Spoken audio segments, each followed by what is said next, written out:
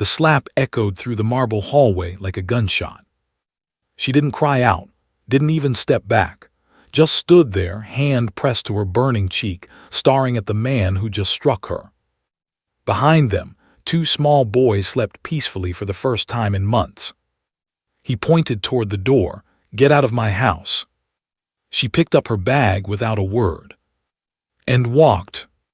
But this story doesn't end there.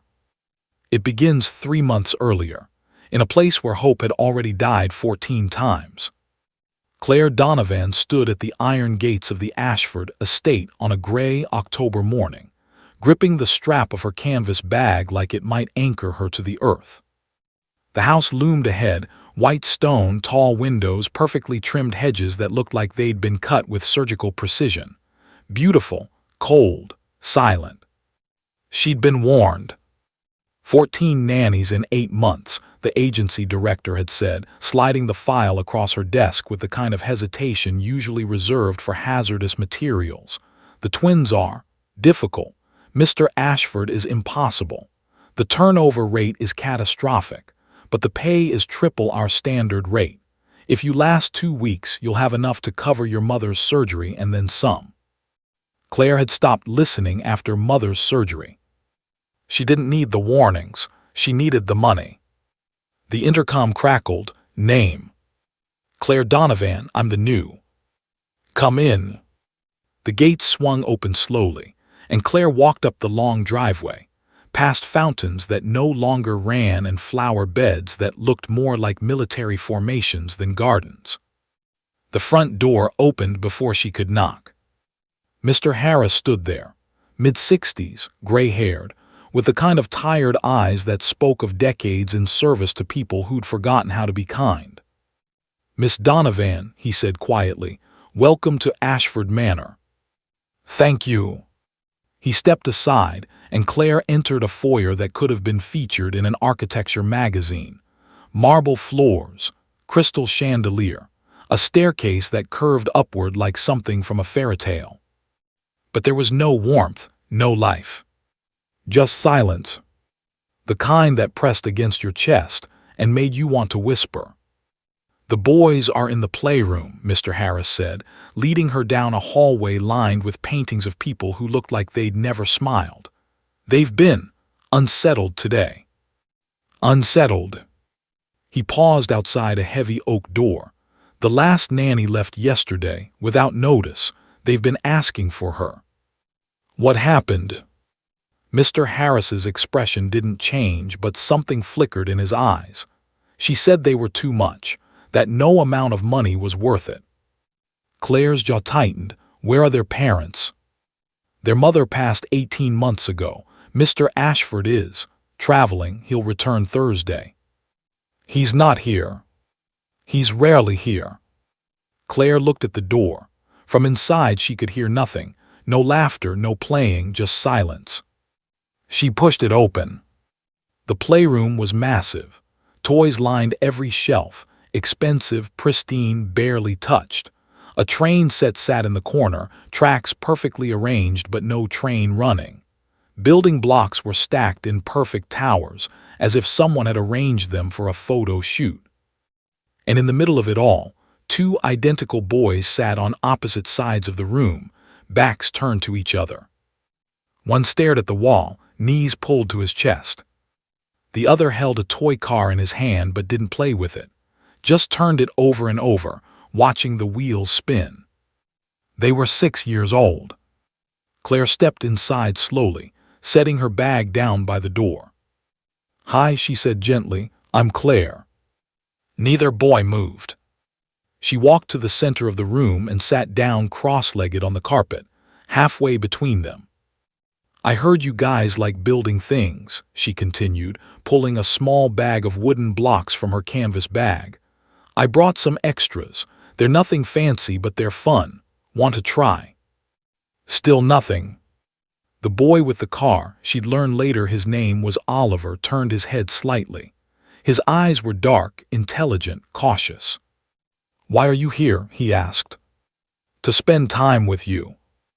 The last one said that too. The other boy, Lucas, muttered without turning around. She left after 2 days. Claire didn't flinch. I'm not her. Everyone leaves, Oliver said flatly, turning back to the wall. Claire didn't argue. She just pulled out the blocks and started building a small tower, humming softly to herself. Lucas watched from the corner of his eye. After a long silence, he whispered, "You're stacking them wrong."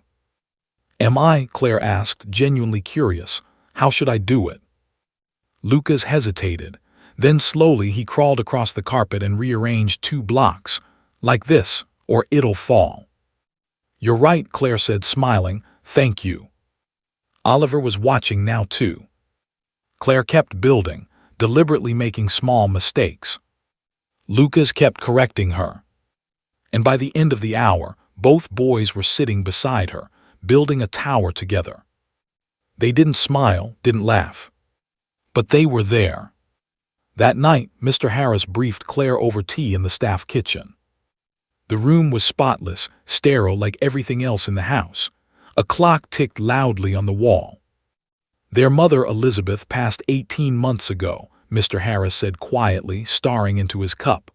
"Car accident, icy roads. She was driving home from a charity event." Claire's chest tightened. Were the boys in the car? No, thank God, but they were waiting for her. Mr. Ashford had to tell them she wasn't coming home. How did he handle it? Mr. Harris was quiet for a long moment. He didn't. He shut down, threw himself into work, started traveling. The boys, they shut down too, stopped talking, stopped sleeping, started testing everyone who tried to help. Testing them how? Tantrums, refusal to eat, hiding, screaming in the night. One nanny found all her belongings in the pool. Another woke up to find her car keys buried in the garden. Claire raised her eyebrows. They did that. They're brilliant children, Miss Donovan, and they're hurting. They don't know how to ask for help, so they push people away first. It's safer that way. And Mr. Ashford? Mr. Harris set down his cup. He loves them, I believe that, but he's drowning in his own grief. He can't be what they need right now. Maybe he never could. Claire looked toward the staircase where, 2 floors up, the boys were supposed to be sleeping. Does he see them at all? Occasionally, for a few minutes, but he doesn't know what to say, and they've stopped trying to talk to him. That's not sustainable. No, Mr. Harris agreed, it's not. The days that followed were harder than Claire had expected. Oliver refused to eat unless Lucas ate first. Lucas refused to sleep unless Oliver was in the same room. They had nightmares, vivid, terrifying ones that left them gasping and sobbing in the dark. They had rituals that couldn't be disrupted, specific orders for everything. The blue cup, not the red one. 3 stories, not 2. Lights on, door cracked exactly 4 inches. If anything was wrong, they'd spiral. But Claire didn't leave. She learned their rhythms. She learned that Oliver loved puzzles and could solve ones meant for kids twice his age. She learned that Lucas loved drawing, but only with green crayons, because that was his mother's favorite color. She learned that they both hated loud voices, sudden movements, and people who made promises they didn't keep. She learned to be patient, to be steady, to show up even when they pushed her away. Slowly, so slowly, they started to let her in. One afternoon, Lucas brought her a drawing. It was a house with 2 stick figures standing outside. "Who's this?" Claire asked gently. "Me and Oliver," Lucas whispered. "We're waiting." "For what?" He didn't answer, just walked away. But the next day he brought another drawing. This time there were 3 stick figures. Claire was in the picture. 2 weeks in, the boys had their first full night of sleep. Claire had read them stories until her voice was hoarse, sung lullabies she half remembered from childhood, and sat between their beds until their breathing slowed and deepened. When she was sure they were asleep, she tiptoed to the door. "Claire," Oliver's small voice stopped her. "Yes, sweetheart." "Will you still be here tomorrow?" Her throat tightened. "I will." "Promise?" I promise." In the dim glow of the nightlight, she saw him relax. "Okay," he whispered. "Good night." "Good night, Oliver." She closed the door softly and leaned against the wall, tears streaming down her face. Not from sadness. From something she hadn't felt in a long time. Purpose. If you've ever wondered what it takes to reach a child who's built walls so high they can't see the sky, stay with us. Because this story isn't about perfection. It's about presence. And sometimes that's the most powerful thing we can offer. Marcus Ashford returned on a Thursday night. Claire heard the car pull into the driveway just after 10. She was in the library, reading by lamplight, when the front door opened and closed with a decisive click. Heavy footsteps in the hallway. Then silence. She set down her book and waited. A moment later, Mr. Harris appeared in the doorway. "Mr. Ashford would like to meet you. Study, now." Claire stood, smoothed her sweater, and followed. The study was all dark wood and leather, shelves lined with books that looked like they'd never been opened. A massive desk dominated the room, and behind it sat Marcus Ashford. Tall, mid-30s, sharp suit even at this hour, dark hair, darker eyes, and a jaw that looked like it had been carved from stone. He didn't stand when she entered. Didn't smile. Just looked at her with the kind of cold assessment usually reserved for quarterly reports. "You're the new nanny." "Yes, sir, Claire Donovan." He nodded once, flipping through a file on his desk. "Your resume says you have experience with difficult children." "I've worked with children who have experienced trauma, yes." "And how long do you plan to stay?" The question was blunt, clinical. Claire met his gaze evenly. "As long as I'm needed." He looked skeptical. The last 14 said something similar. None lasted more than 3 weeks. "I'm not them." "So I've heard." He closed the file. "Mr. Harris tells me the boys are sleeping better, eating regularly, fewer tantrums." "That's correct." "What did you do differently?" Claire considered her words carefully. "I listened. I stayed. I didn't make promises I couldn't keep." Something flickered across his face, too fast to read. "Don't get too comfortable," he said flatly. "This job has a high turnover rate for a reason. The boys are damaged, and I don't have time to train someone new every 2 weeks." Claire's jaw tightened. "They're not damaged, they're grieving." The room went silent. Mr. Harris, standing near the door, looked like he'd swallowed a stone. Marcus's eyes sharpened. "Excuse me." "They lost their mother," Claire said calmly. "They're 6 years old. They don't have the tools to process that kind of pain, so they act out. They test people. They're trying to see if anyone will stay." "And you think you're the one who will?" "I know I am." He stared at her for a long moment, then leaned back in his chair. "We'll see, that'll be all." Claire turned to leave. "Miss Donovan." She paused. "The boys sleep in their own rooms. Not mine, not the guest rooms. Their rooms, is that clear?" "Crystal." She left without another word. The boys were different when their father was home. Quieter, smaller, like they were trying to take up less space. Marcus didn't speak to them at breakfast, didn't ask about their day, didn't sit with them at dinner. He worked in his study, took calls in the garden, left early for meetings and came back late. When he passed them in the hallway, he'd nod, maybe ruffle their hair. But he didn't stay. Claire watched it all with a growing ache in her chest. One evening, after the boys were in bed, she found Marcus in the library, laptop open, whiskey glass beside him. "They miss you," she said quietly from the doorway. He didn't look up. "I provide for them, that's my job. Being a father is more than a paycheck." Now he looked up. His expression was sharp, dangerous. "You've been here 3 weeks. Don't presume to tell me how to raise my sons." "I'm not telling you how to raise them," Claire said, stepping into the room. "I'm telling you what I see. 2 boys who are desperate for their father's attention, who draw pictures of you and leave them where you'll find them, who ask me every night if you'll be home for breakfast. That's enough. Is it? Claire's voice was calm but firm. Because from where I'm standing, you're running, and they're the ones paying the price. Marcus stood abruptly, slamming his laptop shut. You don't know anything about me, about what I've lost. You're right, I don't, but I know what they've lost, and they need you. Get out. Claire didn't move. They drew pictures today of the three of you they wanted to show you. His face cracked just for a second, then he turned away. I said get out. She left the pictures on the side table and walked out. The next morning they were gone, tucked into Marcus's briefcase. The breaking point came on a rainy Tuesday night. Lucas had a nightmare, a bad one. Claire heard him screaming from down the hall and ran, heart pounding, bare feet slapping against cold floors. She burst into his room to find him sitting up in bed, sobbing, hands clutching the blankets like he was drowning.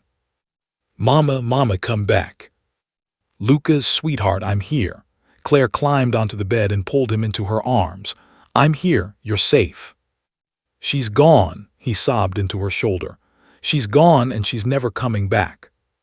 I know, baby, I know. Oliver appeared in the doorway, face pale, eyes wide with fear. Is he okay? Come here, Claire said gently. Oliver climbed onto the bed, and Claire held both boys, rocking them gently, whispering soft words until the sobs turned to hiccups and the hiccups turned to shaky breaths. But they wouldn't let go. I can't sleep, Lucas whispered. Not here, not alone. Me neither, Oliver added, voice small. Claire looked at the clock, 2:47 Okay, she said softly, let's try something different. She gathered their blankets and pillows, and the boys followed her down the hallway. To the master bedroom. The door was unlocked. Marcus was in London for a conference. Claire hesitated. This was crossing a line, she knew it. But when she looked down at the boys, exhausted, scared, desperate for comfort, she made a choice. Just for tonight, she said. She made a small nest of blankets on the thick carpet beside the massive bed. The boys curled up together, finally calm, finally safe. Claire sat against the wall, knees pulled to her chest, watching them breathe. Within minutes, they were asleep. Real sleep, deep and peaceful. She pulled out her phone and sent a quick text to Mr. Harris. Boys had nightmares. They're sleeping in the master bedroom. I'm with them. All safe. Then she set her phone aside and closed her eyes. She'd deal with the consequences in the morning. But morning came sooner than expected. At 4:18 the bedroom door opened. Claire's eyes snapped open. Marcus stood in the doorway, soaked from the rain, suitcase in hand, staring at the scene in disbelief. His face went from shock to fury in seconds. What the hell do you think you're doing in my room? Claire scrambled to her feet, heart pounding. They had nightmares, bad ones. They couldn't sleep, they asked. I don't care what they asked. His voice was low, dangerous. This is my space, my room. You had no right. They were terrified, Claire said, trying to keep her voice calm. They needed to learn that the world doesn't bend to their fears. They're 6 years old. And you're fired. The words hit like ice water. Claire stared at him. What? You heard me. His hand came up fast. The slap was sharp, sudden, final. Claire staggered back, hand flying to her cheek, eyes wide with shock. The boys stirred but didn't wake. Marcus pointed toward the door, hands still shaking. Pack your things. I want you out of my house within the hour. Claire pressed her hand to her burning cheek, vision blurring with tears she refused to let fall. She didn't argue, didn't beg. She just bent down, kissed each boy on the forehead and whispered, I'm so sorry. Then she walked out. Marcus stood alone in the master bedroom, chest heaving, rain dripping from his coat onto the expensive rug. The boys slept peacefully at his feet. For the first time in 18 months. He stared at them, really looked at them, and the fury began to drain away, replaced by something colder. Shame. 14 nannies, therapists, doctors, sleep specialists, thousands of dollars in consultations. And this stranger, this soft-spoken woman with her canvas bag and second-hand clothes, had done what no one else could. She'd reached them, and he'd struck her for it. His hands were shaking. He sat down slowly on the edge of the bed, head in his hands, trying to breathe through the sudden tightness in his chest. On the nightstand, he spotted a folded piece of paper. He picked it up with trembling fingers. They don't need perfect, they need present. If you can't be that for them, don't push away the ones who will. It wasn't signed, but he knew her handwriting. He read it twice. Then again. His reflection in the mirror across the room stared back at him. A man hollowed out by grief, hardened by control, drowning in his own silence. A man who just lost the only person his sons trusted. God, he whispered, what have I done? Downstairs, Mr. Harris was waiting in the foyer, arms crossed, expression carefully neutral. She's leaving, sir. Marcus descended the stairs slowly. Yes. May I speak freely? Marcus paused. In 15 years, Mr. Harris had never asked that question. Go ahead. You just fired the first person those boys have connected with since their mother died. The first person who made them feel safe. And you did it because she cared enough to comfort them in the middle of the night. Marcus said nothing. With respect, sir, you're grieving, but so are they, and their children. They don't have the luxury of running away to London every time it hurts. I know, Marcus said quietly. Do you? Mr. Harris's voice was gentle but firm. Because from where I stand, you just struck a woman who's done nothing but love your sons. A woman who stayed when everyone else left. Marcus closed his eyes. I wasn't thinking. No, you were feeling, and you didn't know what to do with it. Silence stretched between them. Where did she go? Marcus asked finally. I don't know, sir, but she left this. Mr. Harris handed him a small envelope.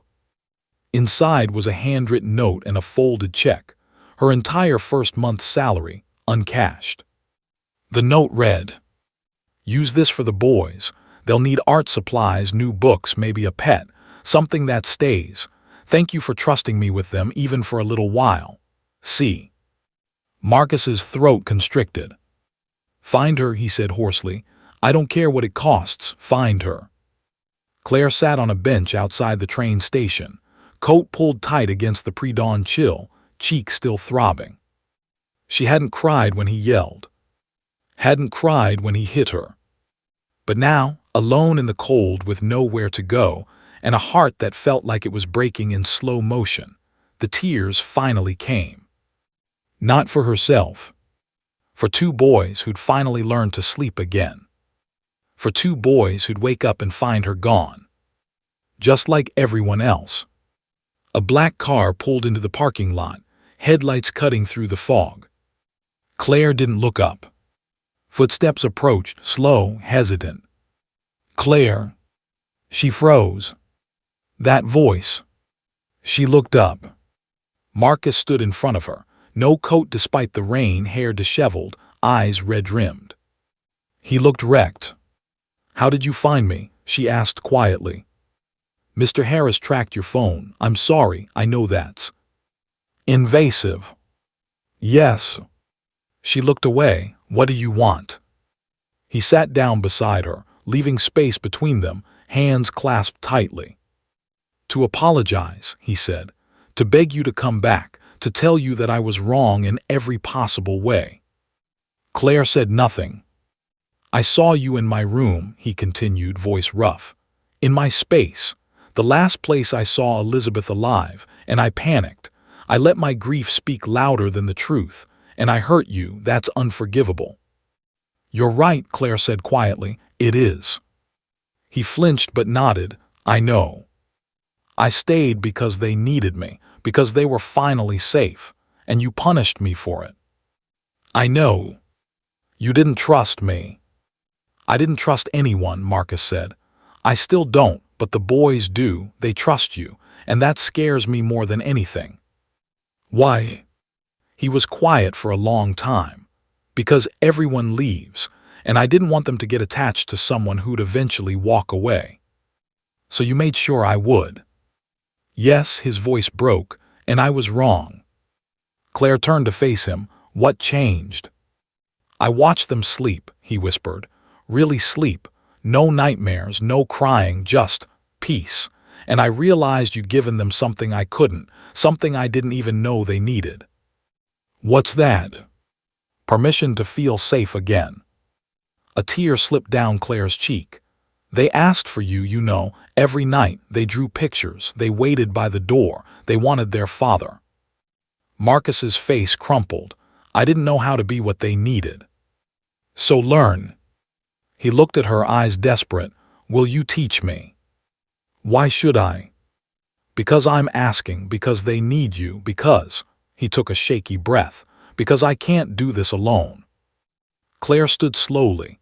If I come back, and that's a very big if, things change. You don't get to hide anymore. You show up. Every day, for breakfast, for bedtime, for the hard moments and the boring ones. You be their father, not their ATM. I will. And you never, never raise your hand to me or anyone else again. Ever. I swear it. She studied his face for a long moment, searching for sincerity. She found it. One more thing, she said. Anything. I'm not staff, I'm family. If I'm going to stay, it's because I choose to be part of their lives, not because you're paying me. Marcus blinked. I can't ask you to work for free. I'm not. She pulled the uncashed check from her pocket. Pay me fairly, but treat me like I matter. He took the check, hands shaking. You do matter. She extended her hand. Then we have a deal. He shook it. And for the first time in 18 months, Marcus Ashford felt something other than grief. Hope. When they pulled up to the estate, dawn was breaking. The front door opened before they reached it.